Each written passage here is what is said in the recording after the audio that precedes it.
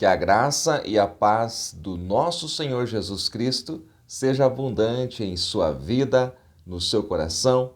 Com alegria, nós estamos chegando para mais uma pré-aula da IBD. Estamos já nos aproximando do final deste trimestre.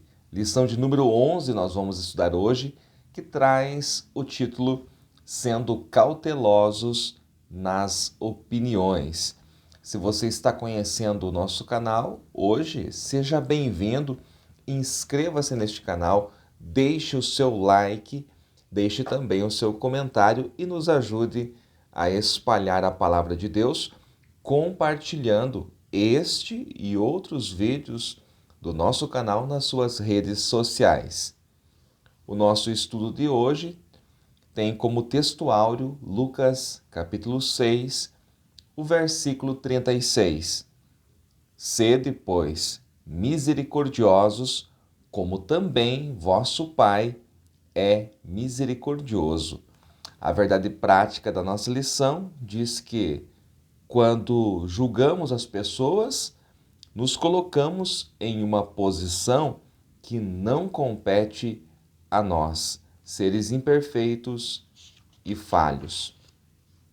O texto bíblico da nossa lição está em Mateus, Evangelho segundo Mateus, capítulo 7, os versículos 1 ao 6, e a gente vai passar por cada um destes versículos da palavra de Deus. Então, nós estamos neste segundo trimestre de 2022 estudando a respeito dos valores do reino de Deus, a relevância do Sermão do Monte para a Igreja de Cristo. É muito importante que você, professor, aluno, observe aí no início da sua lição os objetivos, os 3 objetivos principais da nossa lição, para que você saiba de onde nós estamos partindo e onde desejamos chegar. Estamos falando então a respeito de ser cautelosos, sermos cautelosos. O que significa a palavra cauteloso? Cauteloso é sinônimo de prudente. Cauteloso é sinônimo de avisado, é aquele que é ajuizado, é aquele que é precavido, previdente, comedido, ponderado e outras palavras mais que são sinônimos. Então, ser cauteloso é ser prudente, é ser comedido, é ser ajuizado, tá? É aquele que pensa antes de fazer. Então, há uma necessidade de sermos cautelosos nas nossas opiniões. Não quer dizer que nós não devemos ter opiniões, muito menos deixar de expressá-las, mas sim que nós devemos ter cuidado com aquilo que nós falamos, com os valores que nós pronunciamos com os nossos lábios, porque tudo isso, em todas estas coisas, está sendo manifestado o nosso caráter cristão como súditos do reino de Deus. Para nós iniciarmos esta pré-aula, é necessário que nós tenhamos um princípio. Eu sempre gosto de voltar ao princípio, voltar ao Gênesis e perceber aqui qual é o princípio que nós estamos estudando. O princípio é que Deus é justiça. É claro que se prega mais que Deus é amor, mas Deus é justiça. Ele é o justo juiz, ele é o juiz de toda a terra. 2 versículos quero destacar aqui. O primeiro está em Gênesis, capítulo de número 18, versículo 25, palavras do patriarca Abraão, quando ele diz: longe de ti que faças tal coisa, que mates o justo como o ímpio, que o justo seja como o ímpio, longe de ti. E a pergunta é: não faria justiça o juiz de toda a terra? Então, Abraão, o amigo de Deus, tinha esta consciência de que o Senhor nosso Deus, ele é o juiz de toda a terra. Também o apóstolo Paulo, a figura mais importante, depois de Jesus, é óbvio, no Novo Testamento, quando ele está escrevendo a sua última epístola, segunda carta a Timóteo, capítulo 4, versículo 8, ele diz: Desde agora a coroa da justiça me está guardada, a qual o justo juiz me dará naquele dia, e não somente a mim, mas também a todos que amarem a sua vinda. Então, o princípio, antes de você iniciar esta aula, volta ao princípio: Deus é justiça. Então, não é somente a gente entrar na discussão se o que se pode colocar como opinião, o que se pode julgar, o que não se deve julgar. Antes de tudo isso, é entendermos que Deus é justiça. Então, os súditos do reino, eu e você, precisamos ser justos. Aqueles que são filhos de Deus não podem julgar injustamente, precipitadamente. Esta é a primeira lição aqui na aula de hoje. Uma pergunta importante nesta aula é: Jesus condenou todos os julgamentos? Quer dizer que quando eu começo a estudar aqui esse texto de Mateus, capítulo 7, os 6 primeiros versículos, Jesus está proibindo os julgamentos, todos os julgamentos? Não. A resposta é não. Ele condenou o julgamento hipócrita, que focaliza as faltas dos outros enquanto excusa os próprios pecados. Então Jesus não está proibindo todo julgamento, toda opinião, nada disso. Ele está condenando o julgamento hipócrita que presta atenção, que focaliza as faltas dos outros enquanto excusa seus próprios pecados. Vamos então ao nosso texto bíblico. Evangelho de Mateus, capítulo 7, versículo 1 começa assim: Não julgueis para que não sejais julgados. Este texto aqui é usado às vezes como desculpa do descuido no exercício da disciplina eclesiástica. Este versículo de número 1 aqui é utilizado erroneamente, muitas vezes, como desculpa para o descuido no exercício da disciplina eclesiástica. Há o pecadinho ali, todo mundo sabe, mas ninguém quer mexer e há uma base bíblica para isso. Não julgueis, para que não sejais julgados. Será que era isso que Jesus estava falando? É óbvio que não, nós vamos ver mais à frente. Vamos ver já, né? Mateus, capítulo 18, versículos 15 ao 18. Eu não vou ler aqui, mas esse texto de Mateus 18, do 15 ao 18, veja o que deve acontecer entre os irmãos quando há problemas no relacionamento, quando alguém julga que a situação não está bem. Então, é claro que nós podemos julgar nesse sentido e procurar resolver esses problemas para que o corpo de Cristo, que é a sua igreja, não se torne enfermo. Então, esse não julgueis aqui de Mateus 7:1, ele deve ser lido e estudado juntamente com outros textos, com outras palavras que o próprio Jesus falou e que os apóstolos também disseram, tá? Então ele não está proibindo todo e qualquer julgamento, não, ele não está dizendo, olha, não tenham disciplina na igreja, porque não se deve julgar. Nada disso, é preciso compreender o espírito da coisa aqui. João, capítulo 20, versículo 23, olha só o que diz.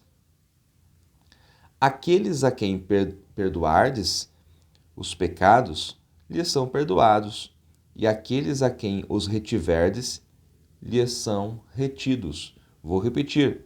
Aqueles a quem perdoardes os pecados, lhes são perdoados, e aqueles a quem os retiverdes, lhes são retidos. Veja só a autoridade que Jesus dá para a sua igreja. Então, é condenado aqui o juízo áspero, a autojustificativa, sem misericórdia, aquele que aponta o dedo para o erro do outro, enquanto o seu erro é muito maior e sem misericórdia, no intuito de condenar, não de chamar de volta para o caminho, porque nós, como professores da palavra, nós, como obreiros da casa do Senhor, a nossa missão é ensinar aqueles que erraram o caminho, aqueles que porventura caíram, é dar a mão, levantar, colocar no caminho de volta. Isto é ensino, isto é disciplina. Não condenar, porque há aquele que erra, não vê o seu próprio erro e condena quando alguém à sua volta comete um erro muito inferior ao seu. Então é isto que Jesus está condenando aqui. No versículo número 2 termina a sentença: porque com o juízo com que julgardes, sereis julgados, e com a medida com que tiverdes medido, vos hão de medir a vós. Juízos precipitados sobre os outros normalmente esconde algo. É normal quando você vê alguém que é sempre pronto a julgar, a condenar, esta pessoa muitas vezes está escondendo algo e não é coisa pequena, não. Então é normal que no instinto de defesa a pessoa condene o outro. Veja o exemplo que é citado na lição aqui, o exemplo do rei Davi, lá em 2 Samuel, capítulo 12, versículos 1 ao 7. O profeta Natan chega até ele e conta-lhe uma parábola, né? Ele fala de um homem rico que tinha muitas posses, mas havia também ao lado dele um pobre que só tinha uma cordeira. E quando chega um viajante na casa do homem rico, o homem rico toma justamente a cordeira do pobre, né? E para sacrificar ali. Então Davi, quando ouve essa história, o seu juízo de valor estava pronto. Ele diz: este homem é digno de morte. Lá no versículo 5 do capítulo 12 de 2 Samuel. Mas no capítulo 7, o profeta Natan responde: Davi, tu é o homem. Na verdade, a história que eu estou contando aqui é a tua história, é o que você fez. Então, naquele momento, a viga, a trave que estava na visão de Davi cai. E naquele momento ele diz: pequei contra o Senhor. Então é necessário nós termos muitos cuidados com isso, porque a régua será a mesma para nós. A mesma régua, a mesma trena, o mesmo metro, da mesma forma que eu julgo, é desta forma que eu também serei. É este o gabarito que Deus irá usar para a minha pessoa também. Vamos lá aos versículos 3 e 4. Por que reparas tu no argueiro que está no olho do teu irmão, e não vês a trave que está no teu olho? Ou como dirás a teu irmão: deixa-me tirar o argueiro do teu olho, estando uma trave no teu? Então, argueiro, mancha ou cisco, isso vai depender de qual versão você esteja utilizando, é uma pequenina farpa de palha ou madeira e talvez uma minúscula lasca de uma viga.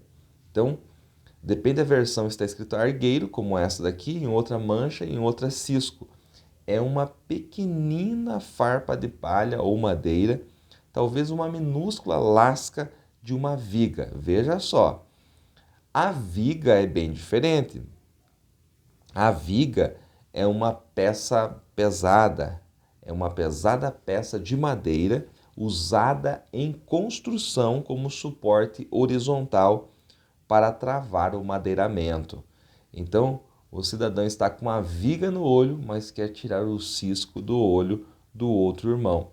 Então, esta viga é a viga da autojustificativa, a viga da autojustificação. Isso faz de tal pessoa, deste hipócrita, um oftalmologista, só que cego, que tenta realizar uma cirurgia no olho alheio, no olho do seu irmão. Ele está cego, totalmente cego, mas ele quer ser aquele que cuida do olho do outro irmão. Então ele é o oftalmologista cego. Vamos falar mais sobre isso. Então o versículo 4 diz assim: ou como dirás a teu irmão, deixa-me tirar o argueiro do teu olho? E aqui eu coloquei o seguinte: às vezes nem mesmo pede permissão para removê-lo.